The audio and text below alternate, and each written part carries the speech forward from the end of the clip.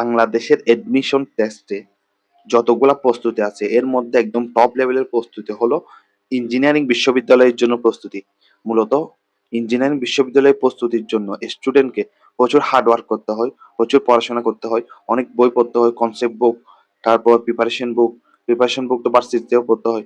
তারপর বিভিন্ন বিশ্ববিদ্যালয়ের বুয়েট, রুয়েট, চুয়েট, কুয়েটের বড় বড় ম্যাথ, গভীর থেকে গভীর ডিটেলস এর ম্যাথগুলা সলভ করতে হয়। ইঞ্জিনিয়ারিং প্রিপারেশন নেওয়া উচিত। কেন? আমি বলি প্রত্যেকটা স্টুডেন্ট বিশেষ করে একটা বিষয়ে একদম গভীর থেকে গভীর ধারণা পাবে। ইঞ্জিনিয়ারিং এডমিশনে সাধারণত প্রত্যেকটা বিষয়ে গভীর থেকে যত গভীরে যাওয়া যায় তত গভীরে আলোচনা করা হয়। কোনো স্টুডেন্ট যদি ইঞ্জিনিয়ারিং এডমিশন প্রস্তুতি একদম 100 ভাবে ক্লিয়ার করে, ভালোভাবে পরিপূর্ণভাবে প্রস্তুতি নেয়, সে বাংলাদেশের যেকোনো একটি বিশ্ববিদ্যালয়ে চান্স পাবে অবশ্যই। ইঞ্জিনিয়ারিং এ না আসুক, সে বাংলাদেশের যেকোনো একটি বিশ্ববিদ্যালয়ে টপ র‍্যাংকিং এর বিশ্ববিদ্যালয়ে অবশ্যই চান্স পাবে ইনশাআল্লাহ। বিশেষ করে আপনি পরিসংখ্যান দেখুন, মেডিকেলে যারা টপ করে তাদের মধ্যেও রয়েছে ইঞ্জিনিয়ারিং স্টুডেন্ট।